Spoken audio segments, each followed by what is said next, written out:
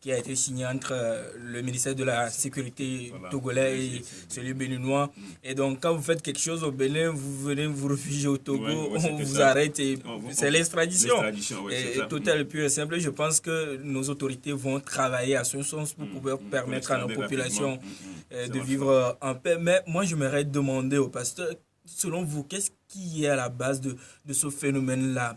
Les jeunes qui se livrent à cette pratique, qu'est-ce qui est à la base? Oui, qu'est-ce qui est à la base? Je crois que, vous savez, à 20 ans, on veut avoir sa voiture, sa maison, oui, sa villa. Qu'est-ce qui les distingue aujourd'hui? C'est leur vie de pacha, leur vie de prince, où quand on les voit en même temps, ils sont dans les grosses cylindrées, ils sont bien habillés, et ils louent des appartements. Juste à côté, à Tiégou, ben, c'est des jeunes, mais qui ont pris une maison de 350 000 francs.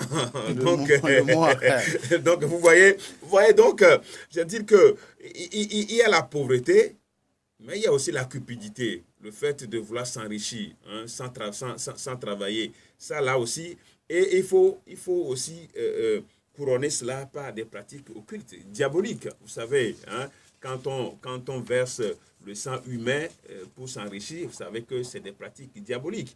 Bon, donc, c'est vrai quand même que déjà, même avant eux, il y avait quand même de ces soupçons. Au Togo, il y a des gens qu'on soupçonnait. On se rappelle encore de l'histoire des jeunes filles. Enfin, ça, c'était pour des trucs mythiques, mais quand même, on se rappelle des jeunes filles d'Agoé. Des champs de tir. Des champs de tir.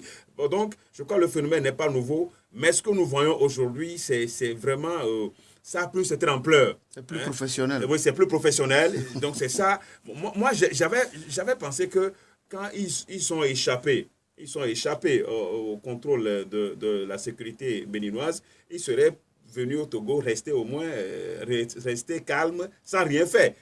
Mais jusqu'à là, on ne nous a pas encore donné, ils ne sont pas encore actifs, mais je crois qu'il faut prévenir vaut mieux que guérir. Donc, je crois que c'est ce que l'autorité togolaise. Mais il faut reconnaître que ça, c'est la cupidité, la convoitise, et tout couronné sur des pratiques occultes, des pactes. Hein, c'est des pactes, les gens ont pactisé avec le diable. Voilà, c'est ce que ça peut donner. Et pasteur, d'occasion,